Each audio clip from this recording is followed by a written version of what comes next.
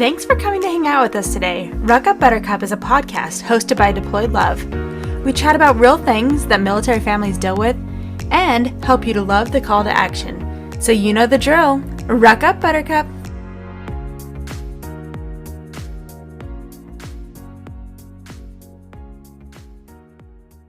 Ruck Up Buttercup Podcast can be found on all your favorite streaming locations.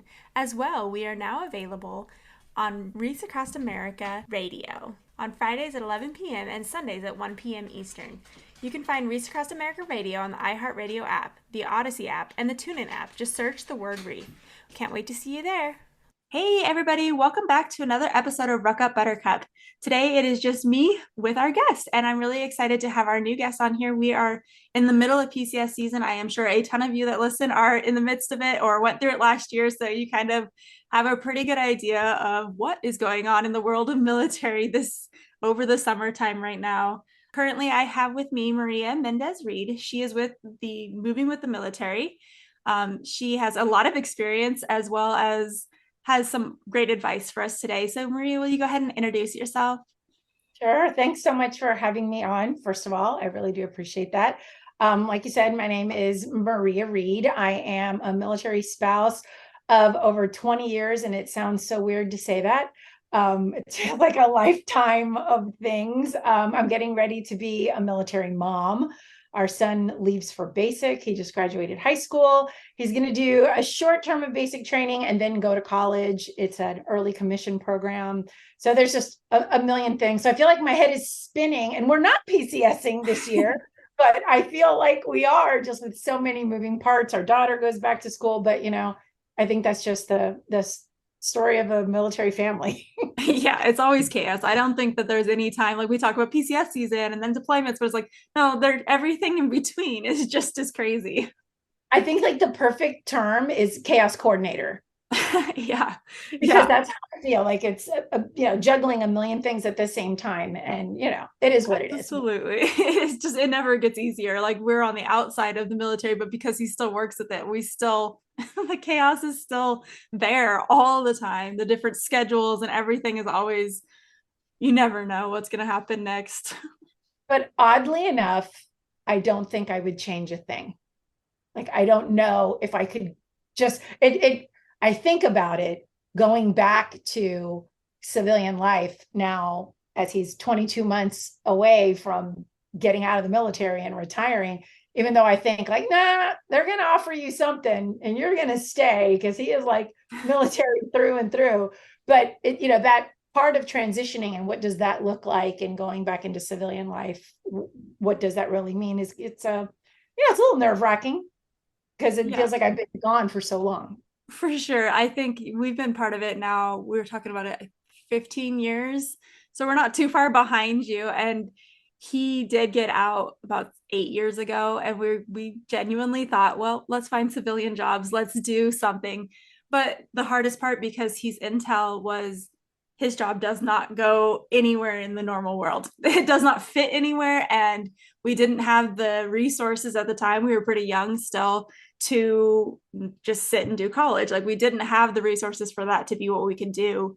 After 2 OCONUS trips, I had no job experience for the last 7 years. So me getting a job that would be financially stabilizing our family was kind of out of the question as well. So he applied for a lot of places, and a lot of them said that he was overexperienced or didn't have the right experience. So it was really frustrating. And it ended up being that like the only job we had was to just get back into the military sector. And we're still here. So but don't you love when you hear that? Overqualified. You have too much experience. I think he was the most frustrated. That was mostly the excuse. And it was like, for leadership jobs, he was just applying for management jobs in just small, like in companies. And he wasn't looking for something that crazy. He just wanted something stable to go through college. And it was because he had so much leadership experience being a non-commissioned officer. They were like, no, you have too much for what we're looking for. Like, or, I don't know if that's really the case. I hate that as an excuse, but it's like, right. If he's willing to do the job, what does it matter if he has too much experience? I heard it all the time trying to find work as a military spouse. And it was, oh, you're overqualified. You have too much experience. I'm ready to work. I want to work. Right. Like, don't you think you'd want me there? Because I've got that experience and I'm going to be here for you. But that is one of the weirdest excuses. But It really is. It's such a frustrating thing because you're like, it doesn't matter if I apply at McDonald's, they'll hire me. It doesn't matter if I have experience or not. Like, yay. true, true. Yeah. So we ended up back here, back doing the same job on the civilian side. It is a little bit nice. He doesn't have to do uniforms. He doesn't have to do PT. So he works with all the same people. Strangely, a lot of people that he still worked with in the military are stationed with us in a lot of places. So it's the same job, just looks a little different. Well, it's like you never left, It actually. pretty much is. Absolutely. Well, I think that was one of the reasons why I wanted to start my own business, because I always felt as a military spouse that it was so difficult to find a job. I was overqualified. I was underqualified. I had too much education. I didn't have enough education. It was always something. Oh, you're going to move. Oh, what brings you to this town? Oh, it's the military. Oh, thank you so much. You're just not a right fit for us. I mean, I have heard it all. Yeah. I have heard it all. And that was one of the biggest reasons why I said, we need to do something that not only I can do while you're in the military. I'm a military spouse. We can take it with us anywhere. Whenever we PCS, we can do all the things. And then when you get out, we'll be able to do even more. But yeah, then that's why we started moving with the military, not just to start our own business, but the main reason was to really help military families understand what having a home really feels like. Because, and I've asked this question and I'll ask it to you. What does home mean to you? Define the word home. For me, it's being with my family, my immediate family, and it doesn't really matter where it is. My extended family thinks we're crazy because we chose to come back to Germany. We lived here before and we have chosen to basically stay here as long as they'll let us. Because as long as I have my family, my immediate family with me, and then we can go on adventures and we're able to be together. So for me, it's the family thing. I love that because I hear so many different things. It's home is where they're from, Mm-hmm. the place they lived maybe 5 duty stations ago. It's the people that they're with. It's the physical place. And so many times I hear, well, I'm not going to do that until it's our forever home or when we're done. And that always made me kind of like wonder, then what does home really look like while your spouse is in the service, while you're on this journey with them? What does home look like? Then do we just live in boxes? I know that the Might be listeners easier. right, the listeners can't see what's in behind me because there's boxes everywhere right now. But what home really means is, like you said, it's your it's, I think it's all of it. It's the family, it's the place, it's the people. But having the place that we live in is where we make those memories. And it really kind of hit home when our daughter, I think we were stationed at Fort Stewart. We were at Fort Stewart, and our daughter said, "Oh, I want to paint my room pink. Can I paint it pink?" And I was like, immediately in my head, it was just a hard no, absolutely not, because we're gonna have to paint it back. And I see this little face of, oh, just torture of, why are we not going to paint my room? It's whoa, like the little tears. And I thought to myself, it's simply just paint. We can paint it back. It's not a big deal. But to a kid, it really made a big difference on how they felt. And it just, at that moment, was that trigger for me. It was that change of going, you know what? This is where they're making their memories. They're in this for the long haul. They're in it because they didn't have a choice in it. So I don't want their memories always to be of boxes and moving stickers, finding those moving stickers somewhere, and not the space that they wanted to be in, that they loved, that they felt comfortable in. So that was really the trigger for me to want to do that for our own family. But then how could we help other families do the same thing? I love that because I'm very guilty of leaving white walls, and I've had kids ask me, and it's just because you're gonna have to undo it. So, you're gonna have to undo it. That makes sense that it is a good way for them to feel like home, because they don't have that definition of, like I would as family, as home. Like, home is my bedroom, and if it looks the same everywhere I move, then I'm going to feel a lot more settled. Yeah, and that was the key. Feel a lot more settled. Mm-hmm. so that they don't have these feelings of it's hard enough. My kids always said, I'm always the new kid. Right. This is just normal for me. So how could we make it a place that feels stable, that feels comfortable for them, that they really love, and have them be a part of making those decisions? So if it couldn't be the pink walls, what could we do to add the pink? Is it pink curtains? Is it, what could we do to make it feel like their own? And that was kind of that mission that I was on, and speaking with the families on how can we do that? How can we make that happen? And then so that there's not an undue stress on the family going, wow, I'm so glad that they did all of this for me, but now I have to paint everything back, take down the chandelier, and then there's more stress. We don't want that part. Absolutely. So tell me a little bit more about what moving with the military does. I mean, obviously you're helping military families connect with their new places and how to feel like home. So moving with the military is actually a TV show. My background is in television production. That is what I did before I met my husband. So yes, I had a whole career and a whole life before I met him. We were older actually when we met. And then I gave all that up to support his career. And then really for me, I wanted to be a mom. I wanted to stay at home, but that lasted a very short time. That lasted 2 years. And then I was like, I'm done. I need stuff to do. Yeah, I'm like, I need stuff to do.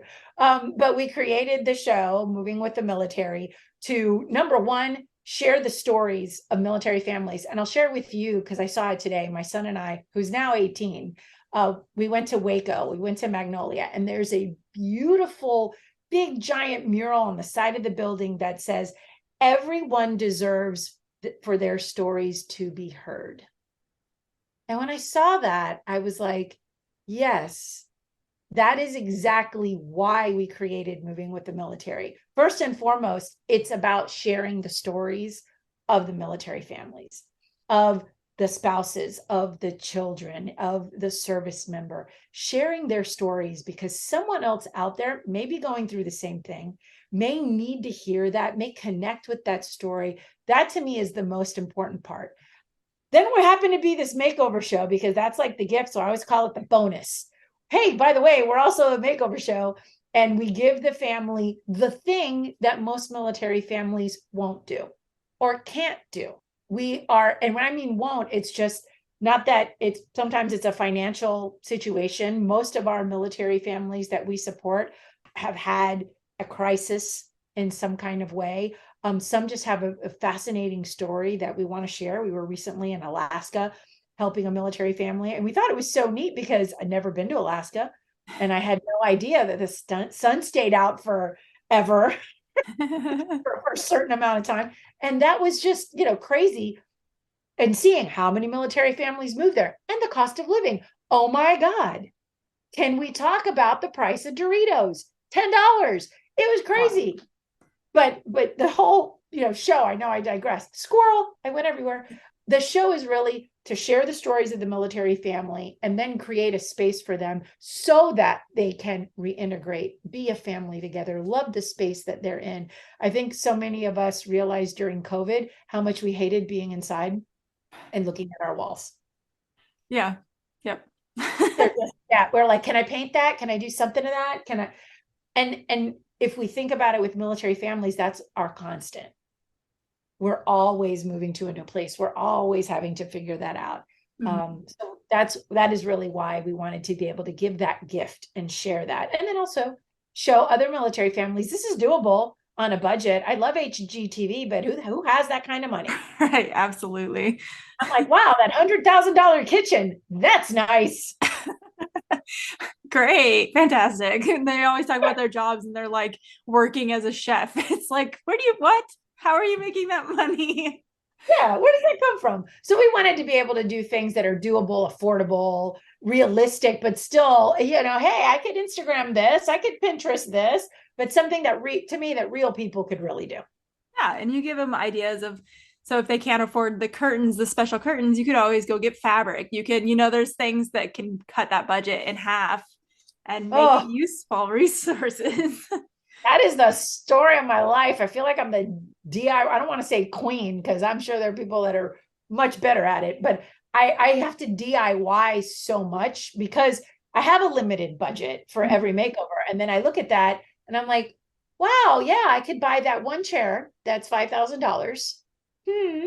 Or no, I'm going to do this entire room for $5,000 or $3,000 or whatever it is, and figure out how to do it on the budget that we have. So yeah, you're absolutely right. Curtains is usually one of the ones that I'm like, I can figure that out. Yeah, you're like, I don't need $60 curtains. It's crazy. No, we can do that for a lot less. But yeah, it's just finding all the different ways. And I'll ask you, since we're having these lovely conversations, because I hear it all the time. Storage is the bane of everyone's existence because there's never enough. There's never enough room to store the things that we have. So how do you handle that? How do you ever handle storage? I don't have too much of that issue because I consider myself very minimalist. So every Nice. time we move, we get rid of like half of what we own. So The purge. yeah, I think it's funny. It's just kind of my personality, I guess, because I've seen some posts recently where people are like making extra stickers for their boxes. So if their stuff gets missing, someone's going to call, or are they putting trackers in there? And I'm like, dude, if a box went missing, I don't think I'd even know. I don't keep track of what we own that much. So I'm like, probably has happened over the like 10 times we moved, probably lost a box somewhere. Box or two, it's missing. But I think having a minimalist approach, and I say that often, is one of the best ways to live a military lifestyle, because then you don't have a lot of stuff, and then you don't need as much storage to be able to hide the stuff, store the stuff, put the stuff. And I think sometimes with kids, because they're military kids, and if any of the listeners want to like hopefully not yell at me, but if they feel the same way, we tend to overgive our children toys and things because we feel like we're making up for it. We're making up for you Right, being a military. absolutely. So I'm going to give you all this stuff, and then there's more stuff. And it's not always us overbuying. I feel like during deployments, my in-laws, my parents, everybody sends extra stuff. Or also Yes. when we were lower enlisted, you'd go at Christmas time and they'd be giving your kids like 6 things. And it's like, we don't need extra presents. And you just keep getting more things from his command. And you're like, oh my gosh. So it kind of comes from all angles, I think, on the military side. It's true. That is very true. So I think paring it down or not giving the kids everything at the same time can also help, because it just seems to add and add and add. But it's crazy, especially during PCS. I feel almost like I have forgotten a little bit about PCSing, because we've been here at Fort Hood, now Fort Cavazos, for 6 years. Yeah. So you feel a little more settled finally. Yeah, I'm like, how did we manage this? We got high school stabilization back to back, which is pretty unheard of. But people have said once you come here to Yeah, I was Texas, gonna say it's Fort Hood. They need people, so they're probably not complaining that people want to stay. yeah, they're never leaving. So Yeah. They're like, oh, that's fine. You can stay as long as you want. exactly. Yeah, I think the kids' room though is the hardest place for me to minimalize. I don't know. It is guilt. I do think it's guilt, especially since we moved over here again and they had to like we were at Fort Bragg for 7 years. So same as like you, we had to kind of just take the only thing they remember, they were like 4 and 2 when we moved there. So they were tiny, and just be like, hey, this adventure, they love it now. They're so in love with living here. But like we didn't get rid of as much of their stuff because I'm like, I want them to have their toys and they're gonna feel lonely. And now we're in a tiny German rooms and we kind of regret it because it's just kind of chaos. But all the things. But yeah, that's what we do. I also co-founded a nonprofit called the Inspire Up Foundation, with 3 other military spouses, and we created or started the Giving Tuesday military movement, which is all about kindness, and that's going to be coming up in November. So we are always looking for ambassadors, and you can be anywhere in the world to be an ambassador for Giving Tuesday military, because pretty much all you have to do is be nice. Be nice, kind. There's no money involved. We wanted to create something that anybody could do, that you could be a part of without, spending a single penny.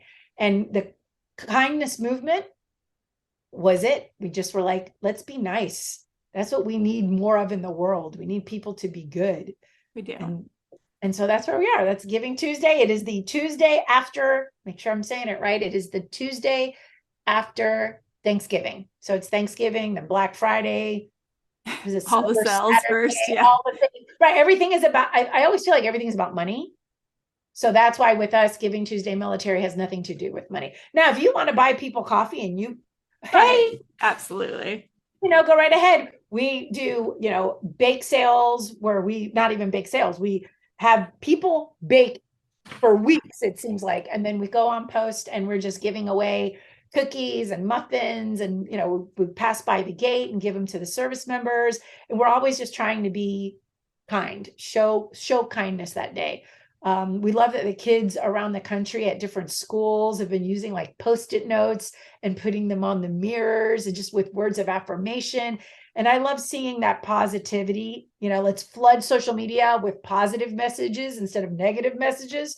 So I'm all about it. That was my total plug for Giving Tuesday Military. So I hope that anybody listening will want to be a part of it. You could be civilian or military. It really doesn't matter. Awesome. No, I love that. I will make sure that it gets included in the show notes so anybody can look up where to find out how to get involved with that as well.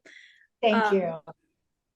Oh, I want to go back to talking about the moving with the military and how you'd like to tell their stories. I think that is amazing. I think that's a lot of what we do here at Ruck Up Buttercup. We only host other military spouses, and not oftentimes they don't have any association with anything, right? They're just girls that we told them what the topics were, and they're like, oh, I want to come talk about self-help. Let's come in and I'm going to talk in. And they tell their stories. And we have had girlfriends, we have had moms, we have had everywhere along the community come in, and it's just every single person has a different story. And Yes. it's so cool to see where everybody's been and just kind of get different stories of our community, because not everybody gets their story told. And I get super excited when it is just someone who's not really known in the military community who just comes in and tells us their story, and they're just open about it. And we get to hear not only their story, but their perspective on whatever the topic of the day is. And it's great. The military family is great. There's so many great people. I really love that because it's like you said, it's from the civilian side, people don't understand. And when we've gone to like big organizations or, big businesses and they're like, hey, we can, create something that's just military, we're immediately met with, the military community is really small and very niche, and we don't think we're a part of that. And then that's when you see so many military and veteran owned and military spouse owned businesses pop up, because they meaning the powers that be of the civilian world didn't want to listen, didn't care. I recently heard a story about Nomadis. I don't know if you know them. They're a charm bracelets, like Pandora. And they went to a large company like that, and they're like, no, we're not interested. But then that large company turned around and started making a military collection. I'm like, really? Come on now. But I was looking through their website, and it was so beautiful because I'm a storyteller, and I looked at the charms on their bracelets, and one of them was the moving sticker. That's so cute. And I was like, yes. And different charms that represented different bases, different times in your life. I really loved that. I had never seen that before. And I wasn't a big fan of the charm bracelets because I felt like they didn't pertain to me. Like they pertain in a big scale, like overarching life, mom, that thing. But this was so specific that it really touched my heart. I thought it was beautiful. And that's another way of telling your story, because some people aren't writers, aren't talkers, they're like, nah, don't want to do that. But that's such a beautiful way of telling your story by having those, and I'm not sponsored by them in any way. I just, loved that idea of being able to tell your story, whatever way you tell your story. And that leaves a legacy. Like you had said, people who come on and they're just sharing their story, that's leaving their legacy because they don't know who they're touching with the words that they've said. Someone will connect with their story, or maybe feel like, oh my gosh, I am not the only person that is feeling that way. So I love that. Yes. Yeah, absolutely. That's what we hope. And that's why we bring on different people, because as myself and Ashley, as the co-hosts, we only have our story and it can't relate to everybody. Like we are actually, her and my stories are quite similar. So it's like we don't relate to the mass of the military. So it's kind of fun to hear especially the girlfriends. That was one of my favorite episodes this year. It was just kind of like, was only the girlfriend for a few months, just through like basic training in AIT. And then we got married. So I'm like, I didn't really do the girlfriend side of the story. And it was really cool to hear like where they are now, and how I think there's a large community of in the 20s where they're not looking to get married immediately. They're not in the rush that we felt like we were when we were younger. And they plan to stay girlfriend and travel along and move on their own and just be with them. And I think that was really cool to think. Like, I just felt like it wasn't an option when I was their age. And it's really cool that they can still have their own life and still be part of the military community without having to get married right away. Okay, now that you just said that, why do we feel as military spouses that we lose our lives or lose our identity when we become a military spouse? Because it happens. Like you were saying, we give up jobs, we have to follow. And that's hard. It is hard to not have a job and a solid, I'm making income. I think that's my biggest thing, and why I still continuously trying to keep myself busy is I want to help contribute to the family. And yes, you kind of lose that a lot of places, especially like where we are now here. You can't really easily work in Germany. You can only work at a few jobs that are on base. Otherwise, you're dealing with German taxes and it just isn't worth the money. So it's hard to sit here. And this is why I do volunteer. And this is why I'm doing the podcast where I volunteer for it. And because I need something that is me, that's not just my husband's job. Good. And I am so glad, because I see that. And I was that person that I felt like I lost my identity of who I was and what I did because of giving it all up so that he could, have his career. But what I want to say is that I encourage military spouses who are listening, do not lose yourself. Find something that you are passionate about and continue to do it, because you'll come to the end of a career, but it's not the end of your career. You'll come to the end of his career. And then what are you going to do?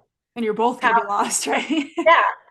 How do you define yourself? So like moving with the military started 6 years ago, almost 7 years ago.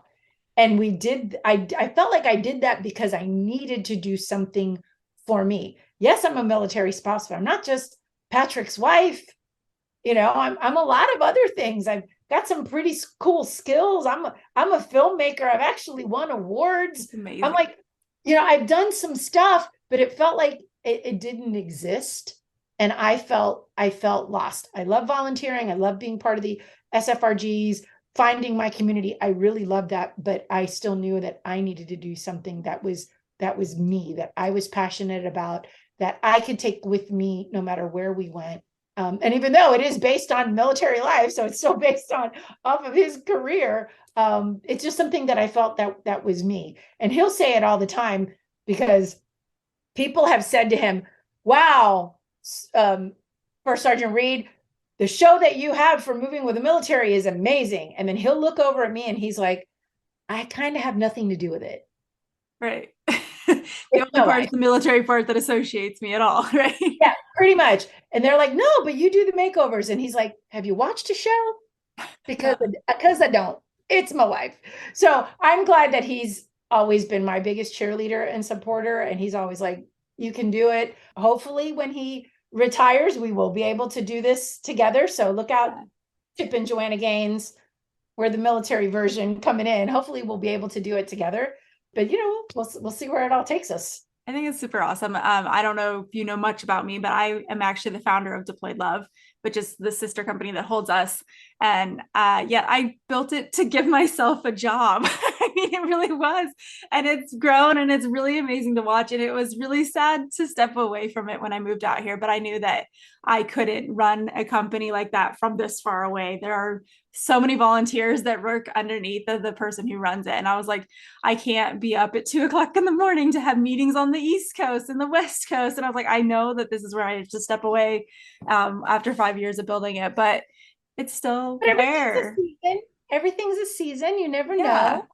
But I built something that it supports so many military spouses. And I love to just watch now and get to see the work is still going, and they're still hosting the holiday mini sessions every year. And these families get beautiful pictures and they get to feel connected during deployments, and it's going and it's beautiful. So I think military spouses, if you can't find a job, create your own job.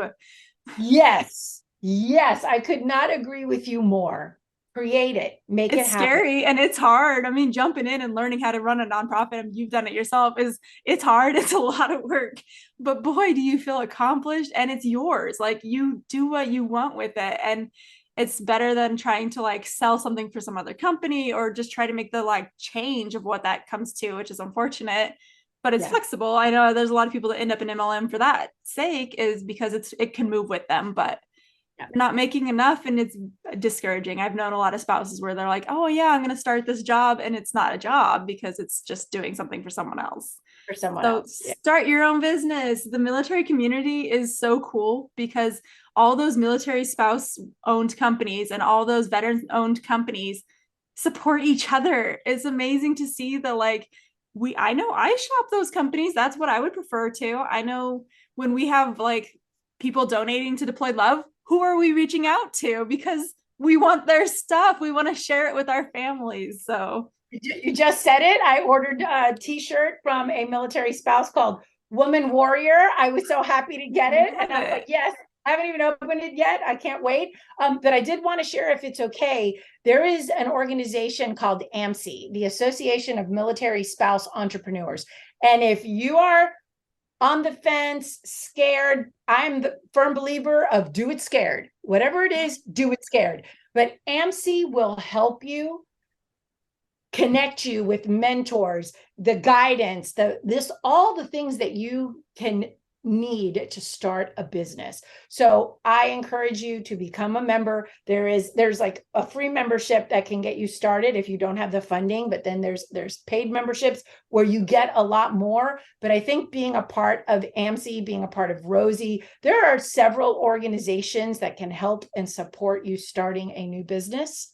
And I'm all for it, because if we're not looking out for ourselves, who is? Yep. As if we're not doing it.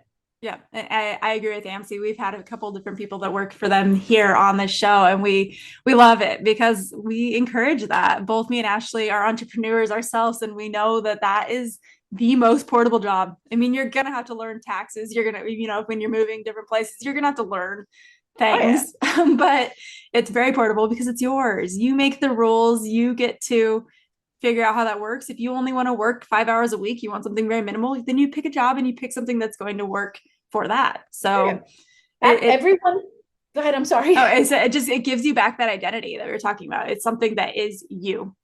Yes. And everyone thought I was crazy when I said I'm going to start a TV show. Even I thought I was a little crazy, because having worked in television production for 20 years, I know what it costs. It's expensive. And I'm like, what am I doing? But I had also been a teacher, and I taught television production to students.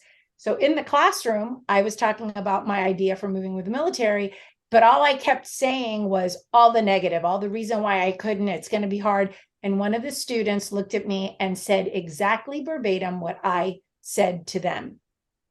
You have YouTube, you have every social channel under the sun, and you have a cell phone. What are you waiting for? Right. Yep. And I was like, well, I'm so glad that you were actually listening in class. Because yes. And that's how we started. We just started small, and there's nothing wrong with starting small. You got to start somewhere. Yep. And just did it and did it. And most people, when they watch the show, automatically assume we're on like HGTV. Like, because our quality level is as competitive. They're like, oh, so you're on HGTV? We're like, no, we're on VetStream TV. So head on over there and check it out. There's a lot of great. Like maybe someday, hopefully someday, right? Hey, if they're listening, come on over, because yes, we are ready to do all the things. But yeah, there's every excuse under the sun to not do something. You Absolutely. Will always find it. It's not the right time. It's too much money. Oh, our kids are little. Oh, he's going to deploy. Yes, he's going to deploy. Oh, we're going to PCS. Yes, it's going to happen every time. So if you're waiting for the end, I think you're going to find yourself at the end going, now what? Yeah, absolutely. Now what do I do? Starting small is okay. You're going to learn that way. I think that a lot of the things that I've learned over the last 6 years of doing the things I do is outstanding. Like, I didn't go to school to edit podcasts, but I know how to edit podcasts. I know how to get the like streaming on all the different programs. Like, I've learned so much because I just did it. I just was like, okay, Yes. we're starting a podcast. Let's go. We'll figure it out as we go. And we did. And it's with any job that you're going to start, it's going to be that same thing. You have to just do it. You have to just do it until you get it figured out. Until you get it done. I love that. And we're resourceful as heck. So Yeah, you'll get there. It should be good. exactly. Exactly. Well, I wanted to see if you had maybe 3 or 4 tips to kind of how, as the people are going into this PCS season again, how they can get to their new home and make it immediately feel more like a home, not just a house that they're living in. Okay, so I'm going to start with a little bit of the before you move because, and we talked about it a little bit, you need to declutter. You don't know all the stuff that you have. And even in one of our PCS moves, I was like, when was the last time I even opened this box? Like, what's even in the box? I don't know. Go through your stuff. Do you really need it? Can you sell it? Is it a keepsake, or is it something that I haven't opened that box in 5 years. Clearly, I don't need it. So go through your stuff, because decluttering to me is the key to really you'd be surprised how much is there, how much you've hidden in boxes. When we moved here, we're like, oh, we're gonna be an apartment. We didn't end up in an apartment, but we got rid of so much stuff in a garage sale. And when our boxes got here, still in this bigger house, I was like, why do we have so much stuff? Oh, what am I going to do with all these things? And then the next thing I recommend, and especially if you didn't get a chance to declutter, or even if you did, when you get to the new duty station, do not go shopping right away. Do not do that right away, because I see people do that all the time. They're like, oh, I'm going to get a whole new this. No. Take what you have, and I lay it all out in the living room, and then I go shopping in my own stuff. Because I'm like, I totally forgot I had those lamps. And yes, those lamps do not work in this living room, but now I have this extra bonus space and they could work up there. Shop with what you have, and that way you're spending less. You're spending less money. The third, gosh, I could throw some money. Instead of painting all of the walls, paint one. Make a focal wall, or use removable wallpaper on one wall. Removable wallpaper, I absolutely love. It makes the biggest visual impact, but it's not cheap. It is more expensive than paint. Paint is the least expensive way to go, but you don't have to do an entire room. Do one as a focal and then work around that. That really helps. Take old furniture, repurpose it, repaint it, make it different, usable. I've had dressers from the bedroom in entryways. Refinished it, refurbished it, made it look a little bit different because it didn't fit in the bedroom to begin with. So we're going to use it somewhere else. Those are always key elements to be able to do. And I think the biggest thing is, for me, do not buy from the beginning. And this is the hard part. Do not buy oversized furniture, because we're going to move to so many different places. And my husband would love the gigantic couch with the recliner and the cup holders. I hate those. I'm sorry if you have one, anyone. They're not my favorite, but they're so big and clunky, and they don't fit in every house. And unfortunately, they break a lot in moves. My brother's couch got broken because it's got so many moving parts, and it doesn't take much. It does, exactly. So if you have furniture that's more modular, then you're able to move it. Think instead of one big large couch, maybe 2 love seats. And that might work better. So you have to kind of think about it from the beginning, if you can, and go, how am I going to travel with this? How is this going to work? And if you're upgrading from the futon, wonderful. Start there and go, what can we add to make this feel like us? And understand, I think, having that communication with your spouse. I've been married for 20 years, and we still have to have the what is us communication, because our tastes are completely different. Right, absolutely. He needs a man cave, because if he could live in a room of Legos, he would. He absolutely would. And I'm like, oh my God, not another Lego. But finding your space on where you want that and what your tastes are, communicate those things in the beginning so that you can really, hone in on it. Did that answer the question, or did I squirrel? Yeah, no, it did. So the one that I would add a tip to that is shop during PCS using other people's stuff, because we got Yes. here because we had got rid of so much stuff and ended up in a bigger house. We waited until this summer and people are getting rid of things. They're just giving it away because they don't want to take it with them. They don't want it on their weight.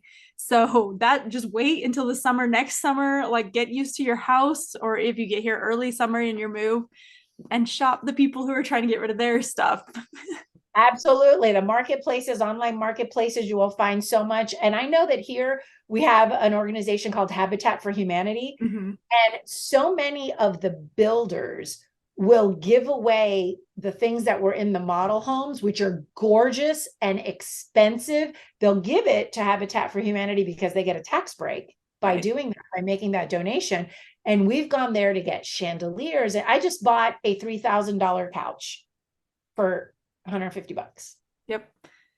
You got to look at those things Just and looks smaller. where Yeah, the cheaper, it's okay. We started out, obviously, we were really young when we got married, and we started out with furniture that someone gave us. It was ugly, it was awful, but then we just pick up pieces. All of it's been used. And we look back, like I look around our furniture and I'm like, no, I think pretty much everything we own is used. There may have been, like, we did buy new couches when we were finally old enough to care about what our couches looked like, but not much has been bought brand new, and it's going to get broken in moves. It's going to be like, there's very little that we want to buy that we're going to keep because of that. So we've always shopped used. And like I was saying, military spouses are moving and they're doing their declutter. You're going to pick up anything you want for really cheap, if not free.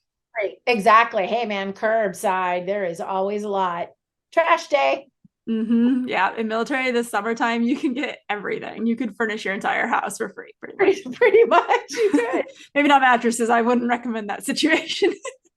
I would agree. Yeah. But I love the idea of painting one wall too. Maybe I'll think about it here. My biggest concern is the German walls are made differently. So they're all, the walls are all made by big concrete bricks, like the ones that cedar bricks that we like sit on around campfire kind of thing, the big Ah, rectangles. And so then they just put wallpaper on that and then paint it white. So I'm like, I don't know if I want to put anything because I'm really worried about messing up what they already have on the wall. wow, I've never seen that before. We have not had an Oconus move, so I have no Germany clue. houses are built different. You have to get special nails because it's all concrete. There's no drywall. There's no drywall in your house. And that's also why it gets really hot in the house in the summer and kind of cold in the winter, because there's no insulation. It's just There's like, no insulation. Wow, yeah. it's wild. It's a different world. And we don't have air conditioning either. So that's another. Okay, this is just different, but it's not bad because it's not getting Texas hot, right? We're not like, Oh, it's already in the triple digits. yeah, we don't get Already. there. We get up to the 90s and that's like a heat wave. So No, we're in the triple digits, but we're hoping that maybe later this year or earlier next year, we're actually going to take Moving with Military back on the road and go overseas. So we've been talking with a few friends in Germany, in Korea, and in Japan. aha, so you'll get to learn what the houses look like. I think on-base housing is probably much more Americanized. I know they do have like 110-volt like electric outlets, and they have other things that are a little bit more American than they are in our house. Oh, I don't know. I hope to learn. That is definitely one thing I want to do. It's definitely a learning experience. We have nothing hung up because I have no idea how to hang anything on the walls. I'm like, they're just sitting all in a pile, all of our art. I was like, well, this is where we Oh, are. great. Yep. Oh, So it's been okay. kind of a ride. So yeah, we kind of went over some things. I know we get a little off the rails on these episodes, but it's fun. It's wonderful. That's the kind of personality I am anyways. It's always everywhere. But I hope that if you guys are PCSing in this coming summer or even next year and you're hearing this, start to declutter now, right? Start now, be prepared, definitely do your research. If you're moving international, as we just talked, look at what those houses are going to look like. It's going to feel different. I know there's a lot of spouses that ask in our groups, like, should I bring this? Should I not bring that? My advice also, if you're going international, is don't bring your appliances. It's just not really worth it because on post, they will give you most of the major appliances, and then you're not really going to use your minor ones because even if it has a 110, it will blow a lot of heated elements and stuff. Will, like, Wow. your crock pot and stuff will just stop working, and your hair dryer and stuff. So just don't bring it. Buy it here. People who are moving away are getting rid of crock pots every single day, so you're gonna find it here just fine. So Wow. Okay. Good to yeah, know. there's All right, who knows? Like we said, there's 2 years left in my husband's career. They might drop, E8 on him. If they do, I'm like, I mean, E8, E9. I'm like, Sergeant Major School, let's go. Let's Yep. go. Right. So just So do your wait, research, but do make it homey. We were talking about like how many times I've not done that. And this time when we moved in, we haven't painted, but I let them pick a theme for each of their rooms that they wanted. And we bought some things to hang like on their beds and stuff because obviously we haven't figured out how to hang anything else up. But she got a really cool mannequin that she was able to put a costume of her anime people that she's obsessed with on. So it's art. There's things in her room and there's things in his room that feel like they're home and they feel like they're adjusted. yeah, it feels complete because when it's not, when it feels like it's half done, I almost feel like they feel half done. I do. Yeah. So we want to try and make it as complete as we can. I agree. Yep. You don't want to be sitting in just a white room with just your bed in there. That's not fun for anybody. The bed on the mattress on the floor. Like, Yeah, no. that's rough. Well, thank you for coming on. I will make sure all of the links that she has mentioned throughout the show get added to the show notes. So if you guys found something that we were talking about that you're interested in, you can find it really easily through us. And then we will be back again later this month with something else related to PCSing, I am sure, because it's that time of year. But It thank is you the guys for season. listening, and we will catch you guys later. Thanks for having me. Absolutely.